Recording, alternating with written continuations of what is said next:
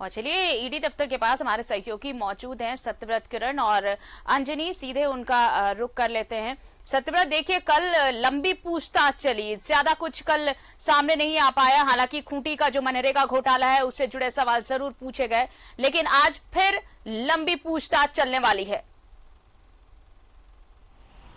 तो देखिए बिल्कुल सही कहा आरती आपने कि कल करीब 9 घंटे तक सघन पूछताछ की गई आईएएस अधिकारी पूजा सिंघल के द्वारा, पूजा सिंघल से, और साथ ही उसके जो पति हैं अभिषेक झा वो भी मौजूद थे। और आपको पता है कि पिछले 2 दिनों से जो सीए सुमन कुमार है उससे लगातार ईडी की जो टीम है वो पूछताछ कर रही है। और एक बार फिर यह उम्मीद जताई जा रही है कि हो सकता है कि अभी से कुछ देर बाद जो है वो पूजा सिंघल दोबारा ईडी के कार्यालय पहुंच सकती हैं। और कई सवाल जो ईडी के अधूरे रह गए हैं, शायद उन सवालों को आज ईडी के अधिकारी पूजा सिंघल के सामने दोहराएंगे और इस बात को जानने की कोशिश करेंगे कि रेड के दौरान जो भी प्रमाण, जो भी दस्तावेज ईडी के अधिकारियों के हाथ लगी थी, उनका जवाब पूजा सिंघल कैसे देती है। फिलहाल एक सूचना आ रही है आरती कि पूजा सिंघल से संबंधित एक बिजनेसमैन है जिनका नाम शायद अभिजीत सेन है, उनके ठिकानों पर कोलकाता में कई जगहों पर जो है फिलहाल अभी भी ईडी की रेड चल रही है। सूत्रों ने हमें यह जानकारी दिया है, तो आप समझिए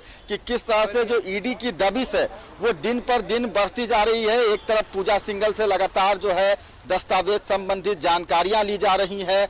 हो सकता है कि आज फिर पूजा सिंघल से जो है वो कई सवाल जो है वो ईडी के अधिकारी पूछ सकते हैं। अभिषेक झा भी से भी जो है वो कई सवाल दोहराए जाएंगे। सीए सुमन कुमार से लगातार ईडी के अधिकारी पूछताछ कर रहे हैं। और एक उम्मीद यह भी जताई जा रही है कि हो सकता है कि आज पूजा सिंघल या अभिषेक झा दोनों में से किसी एक की गिरफ्तारी भी हो सकती है। आरती, बिल्कुल अंजनी, देखिए नजर हमारी कल से भी बनी हुई है पूरे खबर पे। कल जैसे ही पूजा सिंघल पहुंची, उनका वो अगर आप देखें गेस्चर देख के पता चल रहा था कि शायद टेंशन रही हो कि क्या सवाल पूछे जाएंगे, नहीं पूछे जाएंगे। और कल 9 घंटे की लंबी पूछताछ, आज फिर पूछताछ चलने वाली है। लेकिन अब जैसे जैसे मामले सामने आ रहे हैं, खासकर देखिए जो खूंटी का मनरेगा घोटाले से जो कल सवाल पूछे गए, उससे जुड़े सवाल पूछे गए, उसमें उन्होंने कहा कि उनकी भूमिका नहीं बल्कि बाकी जो अधिकारी हैं डीसी कार्यालय में, उनके अलावे जो अधिकारी हैं उन तक कमीशन जरूर पहुंचता था। लेकिन इस सवाल पर वो चुप्पी साध गई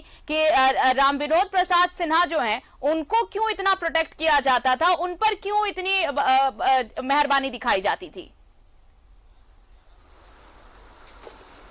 देखिए जो खूंटी का जो मामला है मनरेगा का, तो ईडी ये भी देख रही है आरती या आईटी जो इनकम टैक्स है, उस दौरान जो है उस कार्यकाल में पूजा सिंघल का जो आय का जो स्रोत था वो इनकम कितना बढ़ा था और उस समय अकाउंट में कितने पैसे इधर उधर भेजे गए थे। तो यदि आप झूठ बोलेंगे तो तमाम एविडेंस जो है ईडी के पास है, सभी बैंकों के जितने डिटेल्स हैं उनके पास अवेलेबल है। और इसके साथ साथ मुश्किलें जो है कम होने वाली नहीं है। जो जानकारी मिल रही है कि तमाम जो इस मामले से जुड़े जितने लोग हैं, वो सुमन सिंह हो, अभिषेक झा हो या पूजा सिंघल हो, उनके परिजनों के जो बैंक अकाउंट हैं उन्हें खंगालने का प्रयास किया जा रहा है। और आने वाले 1 या 2 दिनों के बाद जो है हो सकता है कि उनके परिजनों से भी जो है पूछताछ हो सकती है, जो सूत्र बता रहे हैं।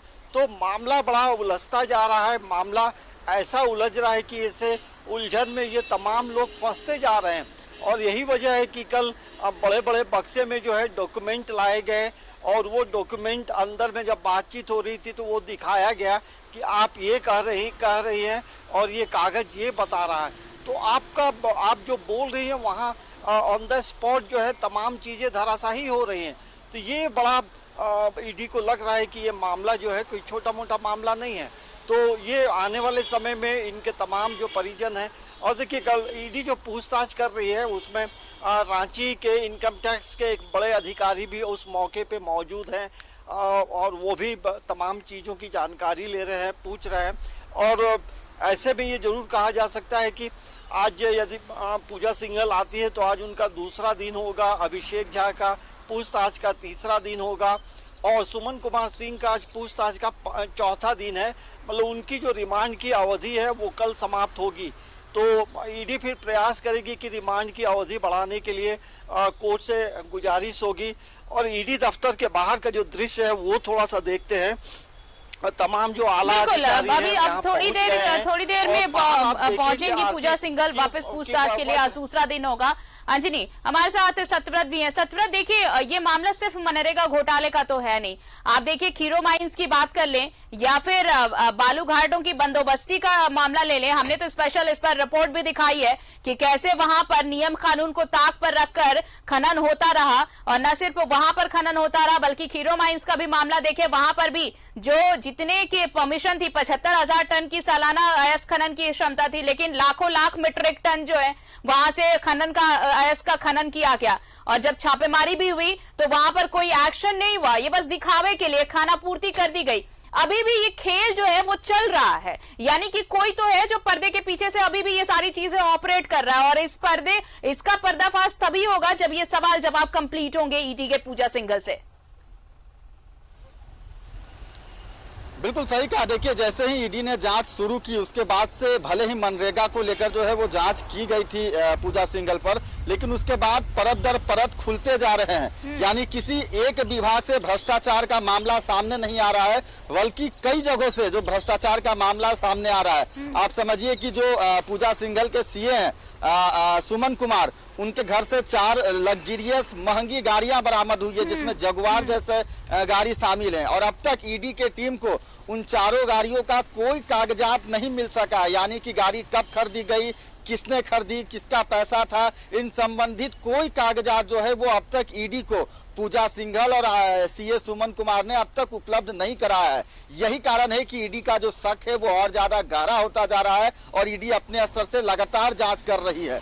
कल भी पूजा सिंघल को जो है वो करीब 9 घंटे तक कई ऐसे सवाल किए गए थे जिस सवाल का जवाब देने में शायद पूजा सिंघल के होश उड़ गए होंगे, पसीने छूट गए होंगे। क्योंकि जब उनसे पूछा गया कि पल्स अस्पताल के जमीन खरीद संबंधित कागजात आप दिखाएं, उस समय उनके पास कोई कागजात नहीं थे। जो सूचना मिली कि 3.5 करोड़ रुपए कैश देकर पल्स अस्पताल का जो जमीन है वो खरीद लिया गया। और चूंकि जमीन भूमियारी जमीन है, वैसे में जमीन का कोई जो कागजात है वो पूजा सिंघल के पति अभिषेक के पास नहीं है।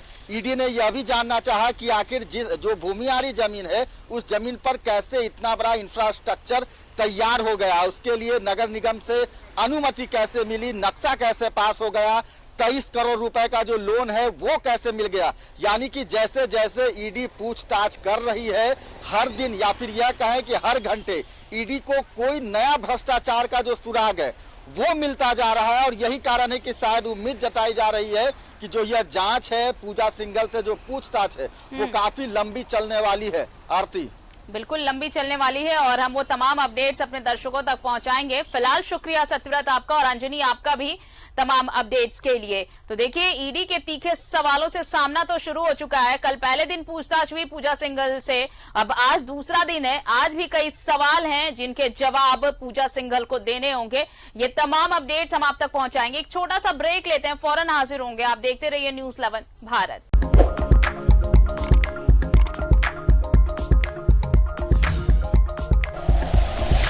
Like and share videos, subscribe करें हमारा चैनल और प्रेस करें बेल आइकॉन।